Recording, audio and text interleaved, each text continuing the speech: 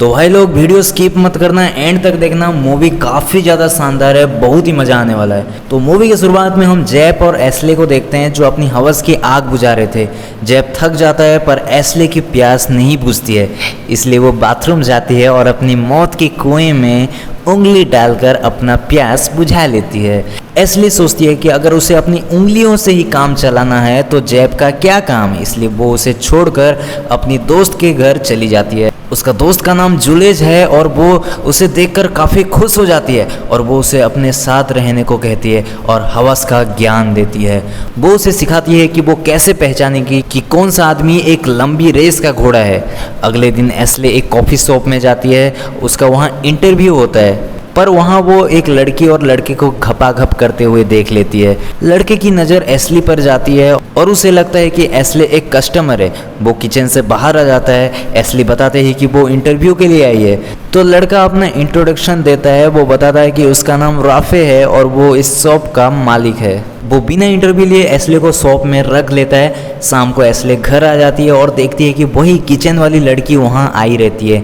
दोनों की बातें होती है और पता चलता है कि दोनों की नहीं बनती है। इस लड़के का नाम बेलन है और वो इस घर में जुलेज के साथ रह रही होती है। रात में एस्ले अकेली होती है और उसे एक बुक दिखाई देता है। बुक का नाम स्लिम होता है। बुक में एक ओनर और उसकी मेड की रंगीन कहानियों के बारे में लिखा होता है। ये पढ़कर एस्ले अपने कुएं में हाथ डालने लगती है। तभी बेलन आ जाता है और पूरी बुक पढ़ने के लिए सजेस्ट करता है। एस्ले ये बुक कॉफ़ी शॉप में भी ले जाती है और राफ़ी ये देखकर उसके मज़े लेने लगता है और कहता है कि ये तो बेलन की बुक्स है और यहाँ ये बुक लेकर तुम क्या कर रहे हो। और कहता है कि बेलन एक हरामी लड़की है जो सबकी प्यास बुझाती रहती है और आते जाते लड़कों के साथ टपाटप करती रहती है। इस पर वो कहती है कि अगर इतनी ही बड़ी खिलाड़ी है वो, तो उस दिन तुम उसके साथ क्या कर रहे थे। इस पर वो कहता है कि मैं उसकी प्यास बुझा रहा था, वो मजबूर था। इतना कहकर वो चला जाता है। अगली रात राफ़ी और एस्ले ड्रिंक्स के लिए मिलते हैं और दोनों में काफ़ी बातें होती है। तभी एस्ले को चढ़ जाती है और अपने मुंह से वो उगल देती है कि वो अपने हाथों के मेहनत से बोर हो चुकी है और उसे एक लंबी रेस का घोड़ा चाहिए जो उसके साथ खेले और अच्छे से केनी छेनी बना दे। राफ़ी ये इशारे समझ जाता है और अच्छे से टपाटप करता है। अगले दिन जुलेज और बेलन कॉफ़ी शॉप जाते हैं एस्ले से मिलने और कल रात की बातें को लेकर उसे चिढ़ाने लगते हैं। और कुछ दिन बाद जुलेज का बर्थडे होता है। जुलेज एस्ले को अपनी बॉस क्रिस्टोफर और उसकी वाइफ स्कैरलेट से मिलाती है। फिर वो दोनों में बातें होती है। फिर जुलेज अपनी बॉस को लेकर डांस के लिए चली जाती है और दोनों में किस होता है और फिर टपाटप हो जाता है। स्कैरलेट बातों बातों में एस्ले को कहती है कि वो चाहे तो अपना न्यूड पिक्स उसे दे सकती है, क्योंकि उसका काम ही यही है कि वो न्यूड पिक को इंटरनेट में छोड़कर पैसा कमाए। उस पर एस्ले उसे मना कर देती है। फिर स्कैरलेट वहाँ से चली जाती है और जुलेज के साथ लेस्बो संबंध बनाने लगती है, क्योंकि स्कैरलेट को लड़कियां ही पसंद थे। दूसरी तरफ हम एलियट नाम के एक लड़के को देखते हैं जो काफ़ी देर से एस्ले को देख रहा होता है। फिर एस्ले अपनी रूम चली जाती है तो एलियट भी वहाँ चला आता है उससे बातें करने के लिए।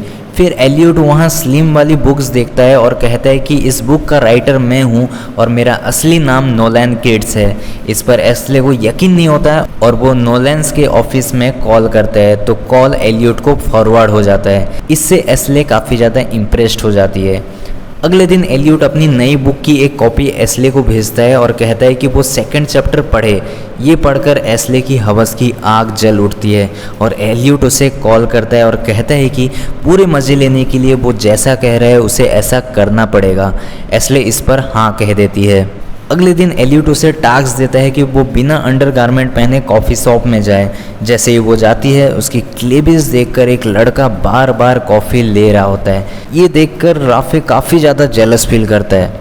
अगले सीन में हम देखते हैं एस्ले अपने फोटोशूट के लिए स्कैरलेट के पास जाती है। वहाँ दोनों की बातें होती है। स्कैरलेट कहती है कि वो अपने हस्बैंड से खुश नहीं है। इस पर एस्ले उसे कहती है कि जुलेज के साथ अगर वो रहे तो वो खुश रह सकती है।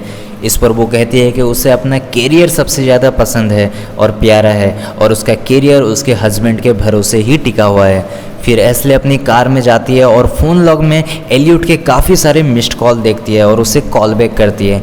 एलियट कॉल उठाता है और कहता है कि उसका कॉल ना उठाने के लिए उसे सज़ा मिलेगा, और सज़ा ये है कि उसे अपनी दोस्त के साथ 5 बार टपाटप करना पड़ेगा और उसका पिक उसे सेंड करना पड़ेगा। इसलिए इस काम के लिए जूलियस की मदद मांगती है, तो जूलियस उसे मना कर देती है। फिर एस्ले किसी तरह जूलियस को मना लेती है और दोनों टपाटप करते हैं। अब अगले टास्क में एलियट एस्ले को अपने घर बुलाता है और आंखें बंद कर घपाघप करने लगता है। बेलन भी वहाँ रहती है, लेकिन एलियट उसे एक कमरे में बंद कर दिया होता है। अगले दिन बेलन एलियट के रूम में किसी और लड़की के अंडरगारमेंट पाती है और एलियट उसे कहता है कि उसे एक लड़की से प्यार हो गया है। इस पर बेलन नाराज़ होकर वहाँ से चली जाती है। अगले दिन फिर एस्ले एलियट के घर आती है। फिर अगले टास्क में एलियट एस्ले को एक पॉलीथीन बैग में बांधकर टपाटप करता है। बेलन घर जाती है तो देखती है एलियट का एक लेटर जो वो एस्ले को भेजा था। बेलन समझ जाती है कि उस दिन वो अंडरगारमेंट वाली लड़की कोई नहीं बल्कि एस्ले थी। बेलन गुस्सा हो जाती है और एलियट को धमकी भरा ब्लैकमेल मैसेज और वीडियो भेजती है, जिस पर एलियट देखकर उसका फट जाता है। फिर एलियट बेलन की बात मान जाता है और इसलिए एलियट नेक्स्ट टास्क में एस्ले को किसी और के साथ टपाटप करने के लिए कहता है, जिस पर एस्ले उसे मना कर देती है। पर एलियट किसी तरह उसे मना लेता है और वो जगह पर जाती है जहां उसे एलियट भेजता है। वहां उसे बेलन मिलती है और उसकी इच्छा ना होने पर भी वो उसके साथ टपाटप करती है। वो फिर एलियट के पास जाती है और कहती है कि जब उसे पता था कि वहाँ बेलन है तो तुमने उसे वहाँ क्यों भेजा, जिस पर एलियट सफाई देता है कि वो वहाँ बेलन का भरोसा जीतने के लिए भेजा था और एस्ले उससे प्रॉमिस लेती है कि वो और टास्क देना बंद कर दे। एस्ले फिर घर आती है और बेलन से कहती है कि उसे सारा सच पता चल चुका है, जिस पर बेलन उसे कहती है कि तुम्हें कुछ भी सच नहीं पता और उसे एक वीडियो दिखाती है जहां एलियट कॉन्फेस कर रहा होता है कि वो नोलन किड्स का नाम लेकर लड़कियों को फंसा रहा था और वो उसका एडिटर रहता है, और कॉल इसलिए फॉरवर्ड हो रहा था क्योंकि वो उसका एडिटर था। अगले दिन एलियट एस्ले से मिलने आता है तो वो उसे थप्पड़ मारकर भगा देती है और इसी के साथ मूवी ख़त्म हो जाता है। तो भाई लोग, वीडियो अगर पसंद आए तो लाइक करो, सब्सक्राइब करो और अपने भाई को सपोर्ट करो। Thank you, bye bye and जय हिंद।